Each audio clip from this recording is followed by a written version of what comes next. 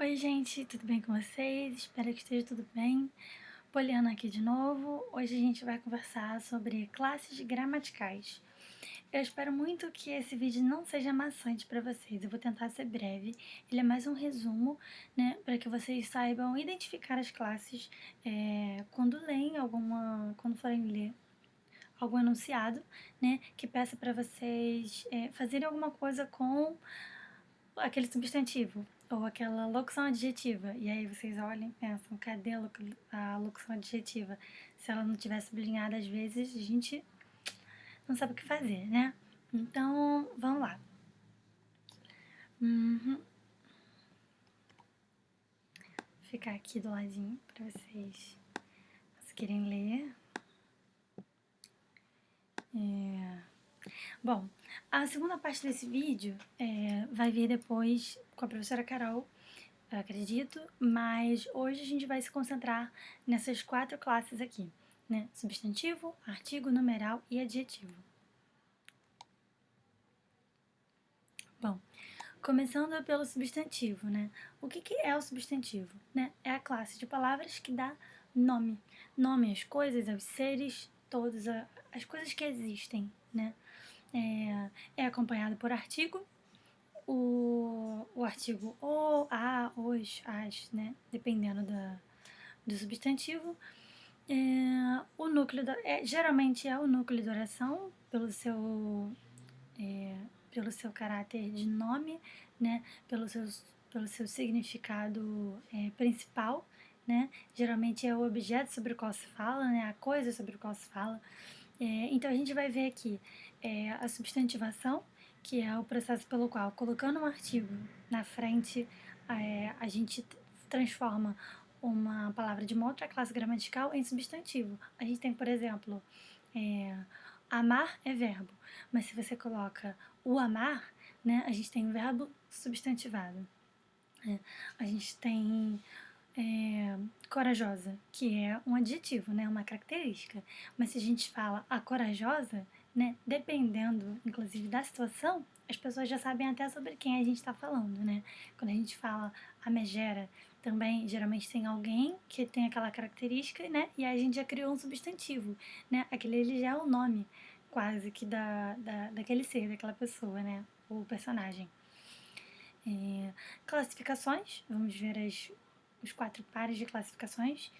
E as flexões em plural, e grau, e gênero, né, que não tá aqui.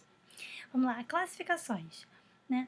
Lembrem-se sempre que vocês não estão aqui para gravar nada disso, né? Ninguém, nenhum vestibular mais pergunta, né, todos esses nomes e descrições, né? Essa metalinguagem toda. A gente está aqui falando sobre como se fala da língua, né? Você tem hoje em dia muito mais mexer com a língua, né? Fazer exercícios de língua. Você ler o texto, você mexer com a palavra, mexer com as suas posições, significados, mexer com as possibilidades, né? Mas enfim, vamos dar aqui uma revisadinha, né? No que seriam esses contrastes, né? O comum e o próprio são os mais conhecidos, né? O próprio é aquele que designa nomes de pessoas, de lugares, de estabelecimentos, né? Que a gente geralmente grafa com, aliás, geralmente não, sempre grafa com letra maiúscula, né? E os comuns são todos os outros, né? Coisas, objetos, seres que não tem uma distinção dos outros, como bola, carro, pente, né? Tudo isso. O composto é aquele que a gente tem 2 formações de composto. Pode ser por aglutinação ou justaposição. Aglutinação, quando você tem a grafia direta de 2 palavras, por exemplo, aguardente, né? Que nesse caso a gente até faz uma aguardente, né? Faz uma coisa só ali. E o justaposição geralmente tem o hífen, né? Então a gente tem pega-pega, a gente tem abelha rainha, né? São 2 palavras, né, diferentes ou iguais, no caso de pega-pega, que transformam que nessa junção formam um novo nome, né? Uma nova coisa, um novo significado.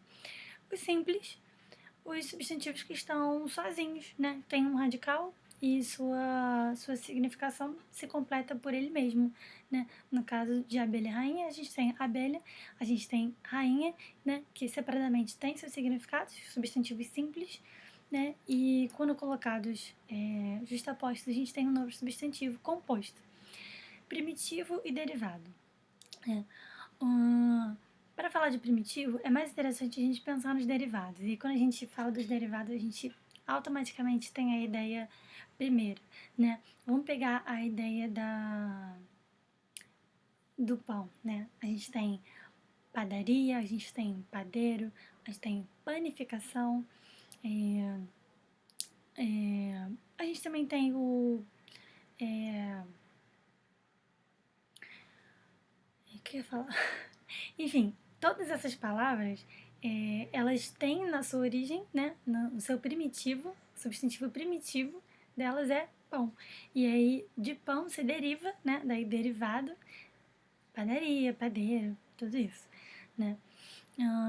Pedra também se usa muito, né, pedra, substantivo primitivo, né, que origina pedraria, pedreiro, pedregulho, pedrinha, tudo isso.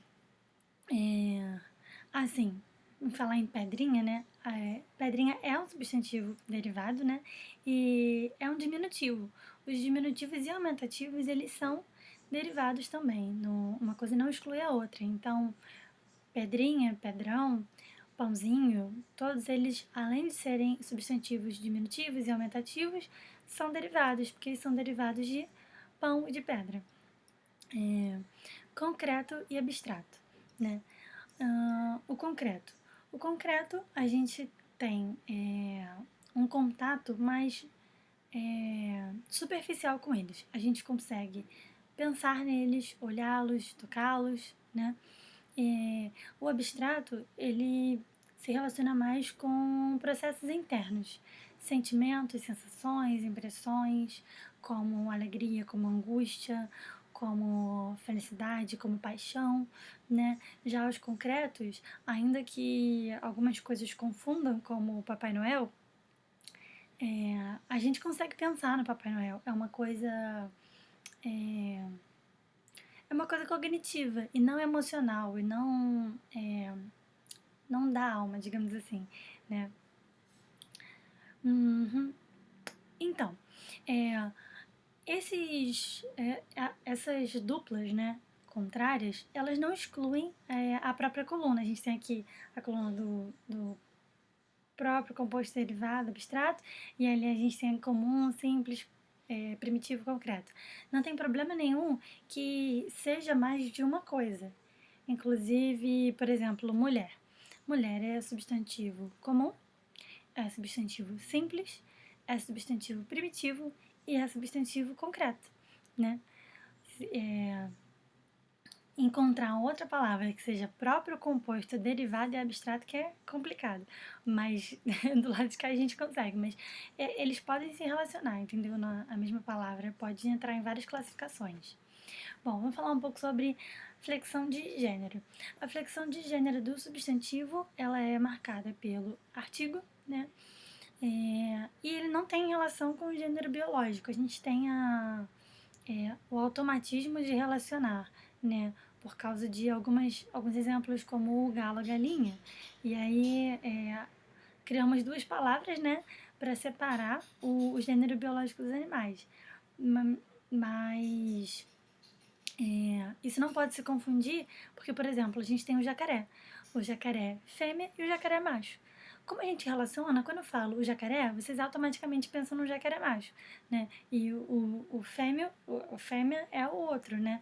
Mas, na verdade, não, né? E a gente tem muito isso em profissões, o que às vezes gera confusões, como a gente teve a confusão do ou da presidente, né? Que a gente tem presidente, pode ser o, pode ser a, mas também pode ser presidenta, existe na língua portuguesa, e a gente tem pianista, né? Que pode ser a pianista ou que pode ser o pianista. A gente tem a carteiro e o carteiro. Se a gente falar a carteira, a gente vai estar falando do objeto que a gente guarda dinheiro, né? Então, Então, assim, tomem cuidado para não confundirem, né, não relacionarem a questão biológica, porque ela realmente não tem nada a ver, não tem uma relação direta, né, com o gênero do substantivo. Vamos falar então sobre plural, né? Lembre-se sempre que, assim, vocês fazem isso aqui naturalmente, né? Principalmente esses primeiros exemplos mais tranquilos, vocês não precisam anotar isso ou gravar isso, né? Mas é interessante que vocês vejam que tem uma regra, né? Uma lógica. E tá aqui, se tiver alguma dúvida, né? Abram o vídeo, né? Eu vou tentar fazer com que ele fique pequeno, para que vocês usem o vídeo como um lugar que vocês venham recorrer a momento de dúvida, né? Então, os substantivos terminados em vogal, né? Ditongo oral, partiu, né? Partiu é verbo, não precisa, não dá. Mas, vou pensar em outro. Em ditongo, né? Em duas vogais, ou em N, né? Que são poucos, a gente tem aqui abdômen e hífen, que terminam com N, a gente coloca S. E aí fica canos, cano, né? Pai, pais, abdômen, abdômens, só o S. E quando termina em N, que a maioria das palavras, né? Não termina em N, termina em M, né? É só trocar o M pelo NS. Então, homem, homens, item, itens. Terminados em R ou Z, fazem plural pelo acréscimo de es. Então, a gente tem mar, mares, raiz, raízes, né? Os terminados em al, el, ou, a gente bota is, né? Anel, anéis, azul, azuis, né? A gente tem poucas exceções. As exceções são essas daqui. Mal, a gente não fala mais, porque mais é outra palavra, né? A gente fala males. A gente também não fala maus, porque maus é o plural do mal com U. Cônsul, a gente tem cônsules. E mel, meles. São palavras que vocês, assim, não vão precisar escrever, a não ser males. Males até entra em alguma redação, uma frase. Agora, terminados em il. Os terminados em il podem terminar com is ou is, dependendo da sua sílaba tônica. Quando a sílaba tônica é a última, né, oxítonos, canil, canis. Agora, quando é paroxítono, quando a sílaba tônica é a penúltima, míssil, fica mísseis. Terminados em ão, que às vezes a gente tem até duas formas aceitáveis, né? Mas são exceções muito raras e não aparecerão na prova de vocês, né? Também não há uma regra para dizer como se determina qual dos três plurais vai ser, mas a gente tem aqui, né? Ões, ães e ãos, né? Então, ação, ações é a primeira opção, né? Leão, leões, cão, cães e pão, pães, né? A gente tem muita gente que fala pãos, né? Pãos? Não, né? Pães. Grão, grãos. Irmão, irmãos, né? No caso do irmãos no feminino, irmãs, né? A coisa só se complica um pouco, mas a gente vai descomplicar aqui agora, quando a gente fala do plural de substantivos compostos, né? Aquele que eu falei que tem dois tipos, os justapostos e os aglutinados. Nos aglutinados, as regras vão ser essas que eu li para vocês. Porque, apesar de serem duas palavras que formam uma, ela virou uma palavra só. Não tem nada que separe a primeira palavra, aquele radical, do próximo, que vai entrar ali em seguida. Então, ela se comporta como um substantivo comum, né? Simples, ela se comporta como substantivo simples.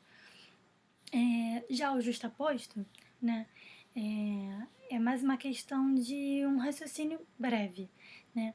Ele é a junção do plural das classes gramaticais pelas quais ele é formado. Então, o substantivo.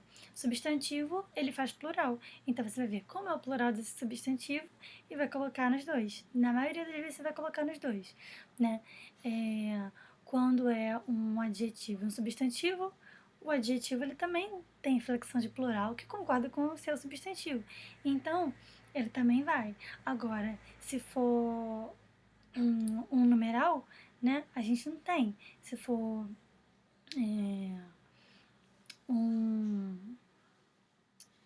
um advérbio, por exemplo, ele também não tem. Então você vai olhar aquele ali, você vai dizer, essa palavra sozinha, se eu separasse ela faz plural?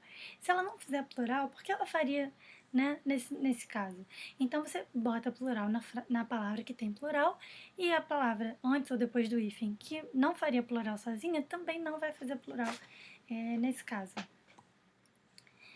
Vamos então aos artigos, né? Os artigos podem ser definidos, né? O, a, os, as, ou indefinidos. Um, uma, uns, umas, né? Usos estilísticos do artigo, né? O artigo ele pode ter um poder de ênfase, um poder de especificação, né? No caso aqui, se eu digo todo o poder emana do povo, e se eu digo todo o poder emana do povo, né?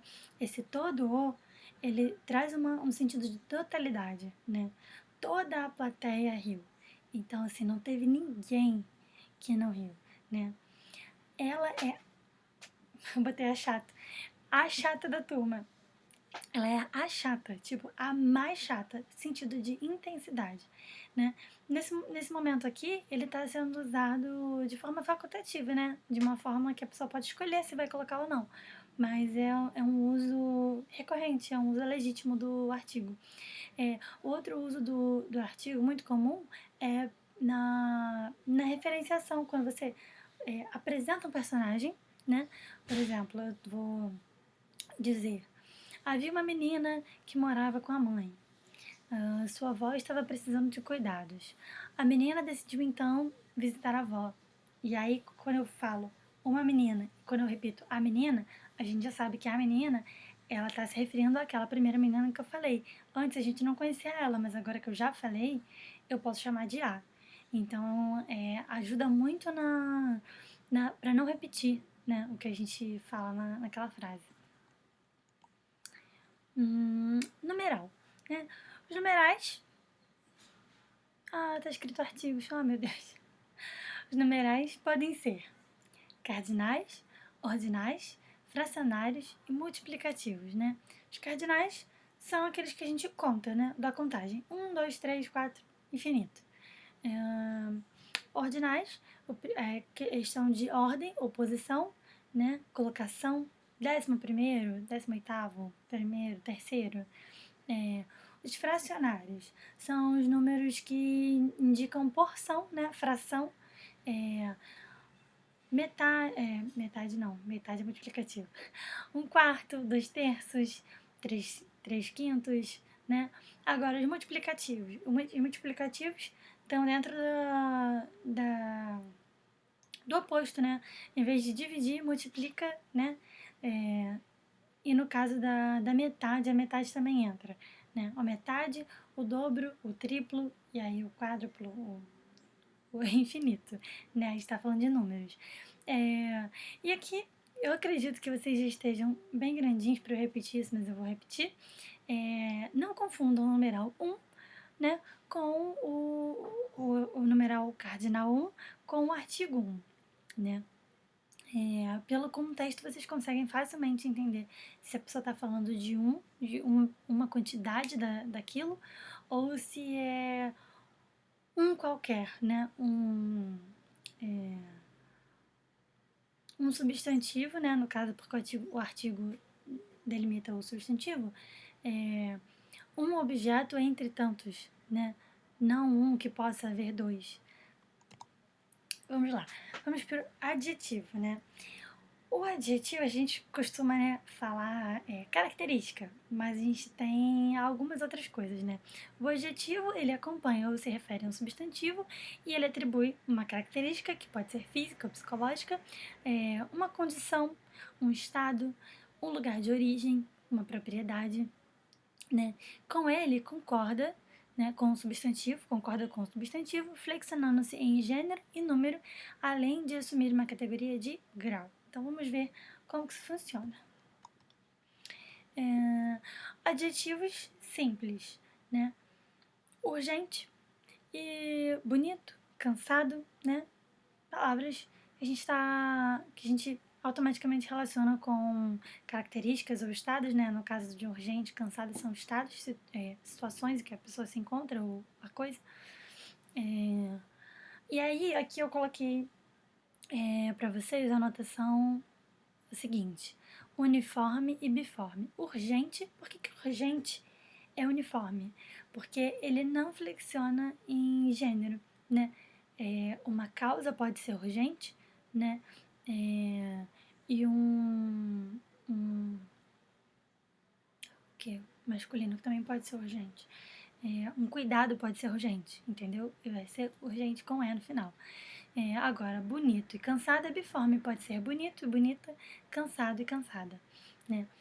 A gente tem adjetivos compostos, assim como os nomes, assim como os substantivos compostos. Os adjetivos compostos é a junção de duas palavras. Então, luso brasileiro, luso que se refere a Portugal, então que tem relação com Portugal e Brasil é luso brasileiro. Castanho escuro, no caso de caracterização de cabelos, cor de olhos, essas coisas.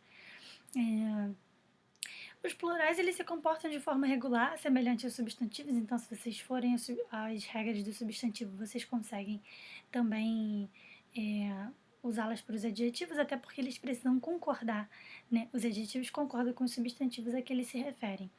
E os plurais dos compostos é o último que recebe o S, né? E se forem dois adjetivos. Mas ele é invariável para tonalidades e substantivos adjetivados indicando cor. Então, quando a gente fala, por exemplo, verde e amarelo vai continuar sendo verde e amarelo, nunca será verdes e amarelos ou verde e amarelos. Vai ser verde e amarelo, né? Assim como castanho escuro. Seus olhos são castanho escuro. Ele fica invariável. Mas todos os outros recebem o S no último nome. Vamos falar sobre os graus. A gente tem o grau comparativo e o grau superlativo. No grau comparativo, né, a gente compara características que são comuns a dois ou mais seres, né? A comparação pode ser de igualdade, né? Tanto quanto ou tão quanto, né? De inferioridade, menos do que, ou de superioridade, mais do que. Então, você vai ter que colocar ali, nesse menos ou mais, simplesmente adicionar o adjetivo naquela forma ali. Então, menos alto do que você, ou que você, direto, né? Menos charmosa do que você, do que ela, né? Mais elegante do que eles, mais elegante que elas. E a gente tem o absoluto. O grau superlativo, né? O primeiro grau superlativo é o absoluto, que a gente tem a forma analítica, que é o advérbio de intensidade, né? Que é o muito, mais o adjetivo. A pintura é muito bela, ou, para menos, né? A pintura é pouco bela. E a gente tem a forma sintética também. A forma sintética, ela constrói na própria palavra o grau de superlativo absoluto. Então, bela fica belíssima. A gente usa o radical, no caso bel, bota íssimo, ou imo, ou érrimo, né? A gente tem chiquérrimo, por exemplo, né? E a gente pode falar, a pintura é belíssima. E a gente também tem, cadê ali outros exemplos, tá? O relativo, né? O grau superlativo relativo, ele pode indicar inferioridade ou superioridade. É a questão do menos ou mais, né? Ele é o menos interessado da turma, ela é a mais interessada da turma. Bom, pessoal, o que a gente tem até então é isso. Não se preocupem de verdade com gravar nenhuma dessas coisas, tá legal? Recorram quando estiverem fazendo exercícios discursivos, principalmente. Sei que muitos de vocês vão fazer o ERG. Não é regra, mas é possível que tenha aquelas questões de substituição de vocábulos, né? Que vocábulo, de que maneira você pode substituir aquela expressão, né? Sem alterar o sentido da frase. Então, faz sentido que vocês procurem palavras ou expressões das mesmas classes gramaticais, né? Sim, eu citei a locução adjetiva no início, mas eu não me recordei de falar sobre isso com vocês quando a gente falou de adjetivos. Então, o que é a locução adjetiva? Como que ela se caracteriza? Ela tem o pronome não, a preposição de mais o nome. Então a gente fala de. Peraí. Ah, sim, certo. Por exemplo, a gente tem de lugar, carioca. O carioca é do Rio de Janeiro, né? Então, do Rio de Janeiro é uma locução adjetiva, né? Ela traz uma caracterização de pertencimento, né? De posse àquele lugar, de ter nascido ali. Então, a gente tem o de, mas a palavra que geralmente tem o seu correspondente de adjetivo comum, né? Então, é isso. Espero que vocês tenham entendido. Espero que não tenham dormido. E se quiserem me mandar e-mail, mensagem, eu vou deixar esse vídeo disponível para vocês pelo link e pela pasta.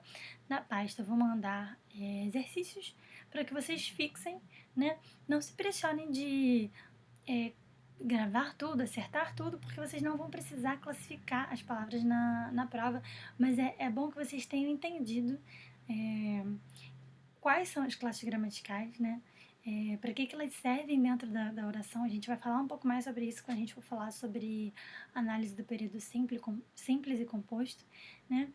E é bom para identificação, para você ler aquele texto consciente, né, de quais escolhas de palavras e de classes de palavras que o autor fez e ver até que sentido isso traz para aquele texto, né? É isso, na verdade, que importa para vocês como estudantes de vestibular, tá bom?